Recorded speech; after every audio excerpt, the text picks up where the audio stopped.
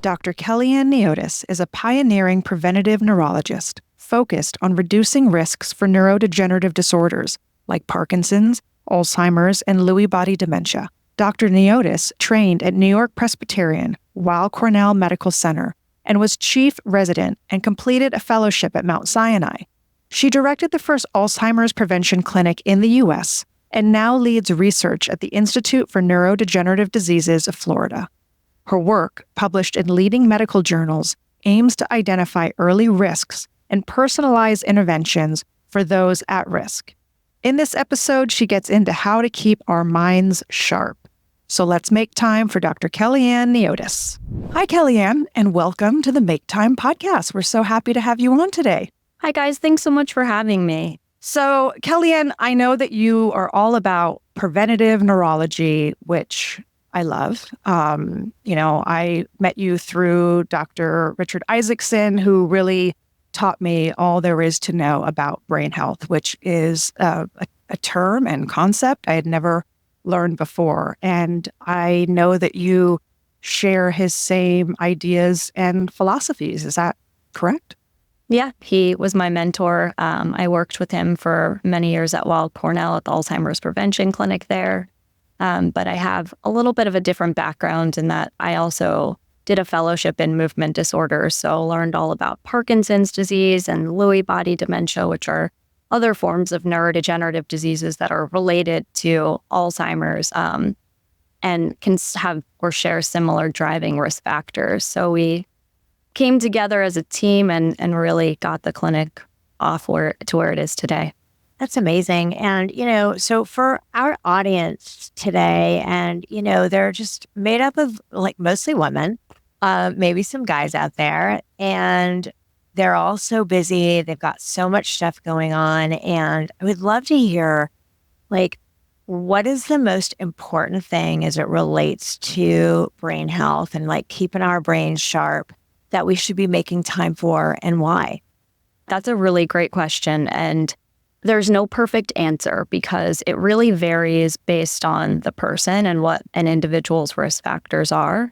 And people really think of the brain as a very complex organ, but it isn't really that complex. It needs really two things to be happy and healthy. It needs food or fuel, so that comes in the form of blood flow to the brain, the nutrition that we eat, and it needs activation. And activation comes in the form of sensory stimulation that can come from our sense of sight or sense of hearing, but also cognitive stimulation. I get asked all the time, what should I be doing to keep myself sharp day to day? Should I be doing puzzles? Undoubtedly, you've heard that you should pick up a musical instrument or learn a foreign language, but let's be real. How many busy women or people out there have time to pick up a musical instrument on the regular? If you do, that's fantastic. More power to you. But it doesn't have to be so complicated or so time intensive. There are lots of ways that we could stimulate our brain day to day. Some things to think about that are really easy are reading. Leisure reading is a really great way to wind down at bedtime. You challenge yourself by reading different prose or a different genre of novel that you otherwise wouldn't typically read. It really adds to your cognitive reserve. If you like journaling, that's also a really great way to incorporate something super simple into your daily life. And then, of course, spending time with our friends and family. That's a form of stimulation that most people don't think about, but it's so impactful, not just for cognitive reserve, but also maintaining social connectiveness is key to brain health and key to stress reduction. You know what I love about this is that, this is the whole thing about brain health that I think is fascinating, is that it actually really is so simple. It doesn't have to be complicated. And all these ideas that you've just given to the audience and myself is fun, right? Like staying engaged and reading a book and mindfulness, really. I love that because brain health shouldn't be scary and it's accessible, which is fabulous, I think. Emma, that's so key. I think finding something that you enjoy is really the most important thing, because if you don't like picking up a musical instrument. You're never going to stick with it. It's always going to feel like a chore to you. So picking an activity that really does feel enjoyable and feels like it's reducing your stress is the key. So we always love to ask, for some really actionable tips. Like, how do you suggest that our audience make time for all the things that you just listed? And how do you do it?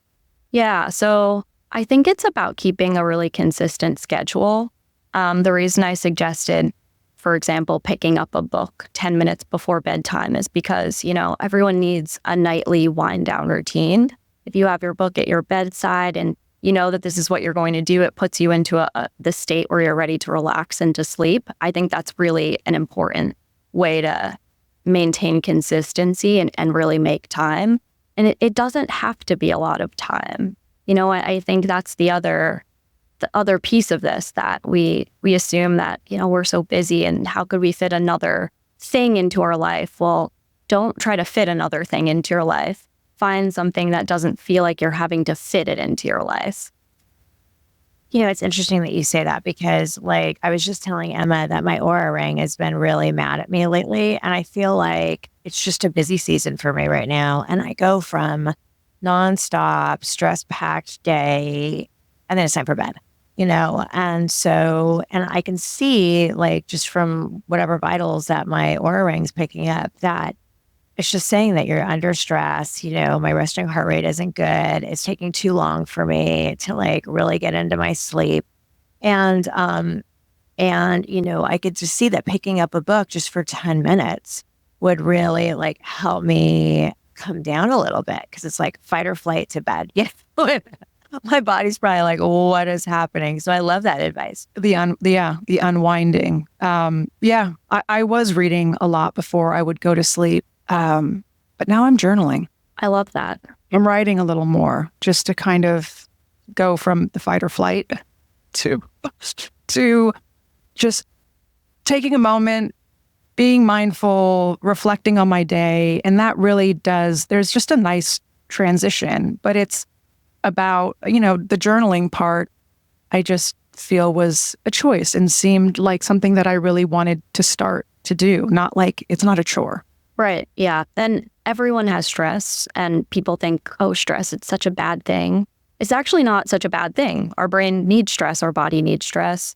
When we're stressed, we have more focus. We actually can learn more, take in more of our environment. But it's really when our stress hormones don't phase down or don't quiet down that stress really becomes a problem.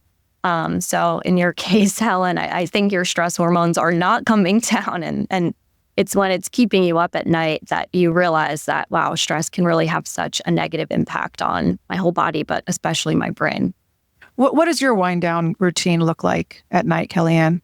So it's something that I have picked up recently. Me and my husband got a sauna and we love it. So we spend some time together before bed. We go in the sauna, take a shower, read for a couple minutes, and then go to sleep. It has been amazing. I would say that ever since using the sauna, my sleep just really has improved. How long are you in that sauna for? About 20 to 30 minutes. I love that. So my husband, who's probably going to listen to this, is so we're getting a sauna. Now that the weather's cooler in the Northeast, it's definitely sauna season here. Yeah. So let's talk about, I'd like to just kind of double click on journaling for a minute. So for women that just haven't done it, and it's new to them, where do you even start? So you get a book, you get a journal, you get your pen, you put it by your nightstand. What do you even write about? What do you think? About your day, your life experiences. What are you thinking about right before you go to sleep? I think one thing, and I see lots of patients, one thing that I hear repeatedly is that I just have such an active mind. I can't quiet my mind. I have this to-do list that runs through my head and I'm thinking about it and I can't turn it off, or I'm thinking about all the things I have to do tomorrow, the things I didn't get done today that are carrying on until tomorrow. And I think if you could write that down, embody that in paper, and then close the book and go to sleep, it's just one way of kind of putting that to rest and restarting for the next day. I would recommend just writing about how you're feeling that day. Yeah, for me, it's just such a download. If there's something that, I write about anything. If something was bothering me that day and I just felt like I just need to get it out, because I always tell my children, better out than in. So, I also have a therapist that I speak to that I can download to, but I think it's so important for us people that don't go to therapy, can't afford therapy, that this is just such an easy way to be able to get the thoughts that are always in our heads that we're just bogged down with out and onto paper. I love it. I do really love that. Yeah. One other thing. So again, fun tips, easy ways to keep your brain sharp.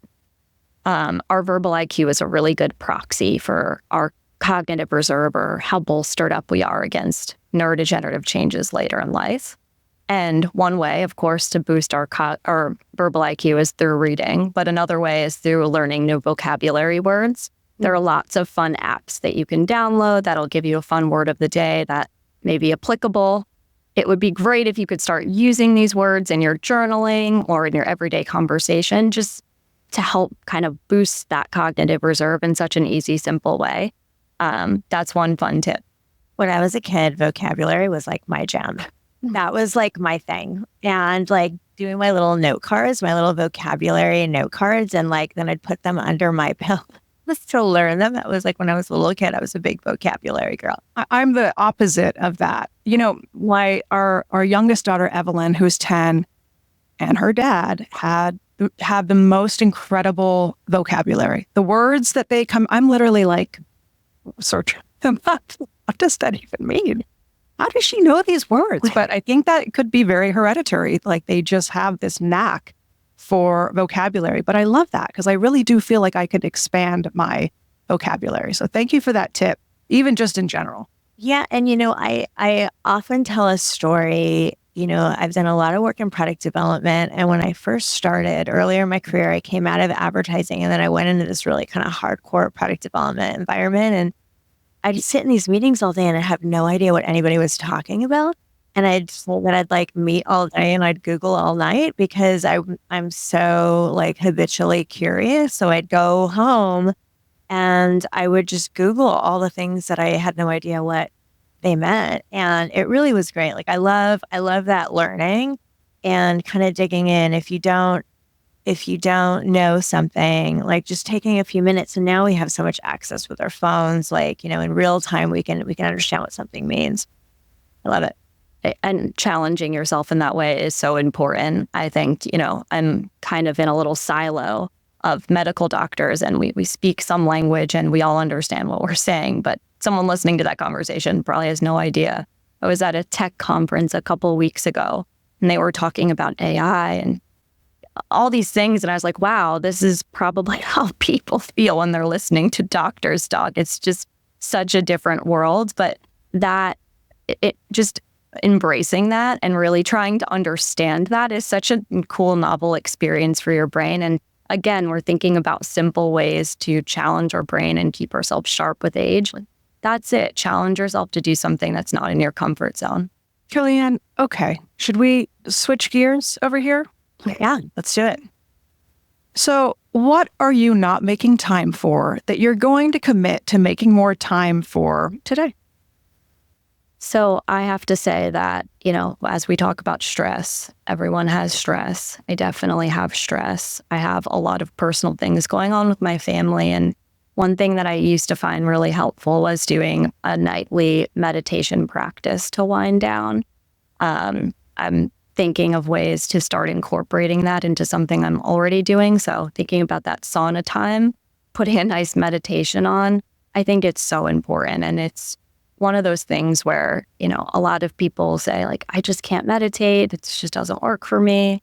And I think consistency is key there. And once you kind of fall off, you do lose the benefit of it and you have to get back in your routine and practice again. So meditation is going to be my to-do for the coming weeks. I really like that because, I think it's, for me, when it comes to brain health, my top priority is sleep. Like, I'm now a terrible sleeper. And I really try and prioritize that. But, it is really important. Like, how are you winding down at night to then be able to get 6, 7, preferably, my God, could you imagine? 8 hours of sleep would be incredible. But I think that is important. I think that meditation, I was just saying this to you as you were saying that your heart rate, your resting heart rate is high. I think for a lot of us it is. And it's just, how do you bring that level down so that you can have rest to start your day with energy and optimism? And I was just telling Emma that I've been listening to kind of meditation music in the car, because I'm always on calls and I'm going. And even today I was like, oh, should I call when I was driving over here? Like, should I call people on the East Coast? And who can I connect with right now? And I was like, so for the last couple of weeks, I'm like, just put on some meditation music, in my going to and from, to just bring it down a little bit. Take a minute. Make time, Helen. Make some time for meditation music. Emma, I love how much you care about sleep. I think that, everyone hears about how important sleep is. And as we all are so busy, we think but I also have to exercise and I also have to meditate. I have all these things. How do I fit all these things in? And there was actually a study not so long ago that came out, and it showed that getting poor sleep negates the benefits of exercise. So if you haven't slept well and then you go exercise, you really aren't doing yourselves any favors. So just think about that. I really do think the sleep is a big deal. We need to be well rested in order to take on additional stress, and exercise is a form of stress. And while it's so beneficial for our health, it could be harmful if you aren't really ready to take that on. Well, it's funny because on this Oura Ring app, when I see that I'm not sleeping well, the first thing it says to me is, today you should take it easy. And I'm like, I can't take it easy. But it's because I didn't sleep well. So sleep is very important to, get your day going in sort of a positive and have a positive snowball effect.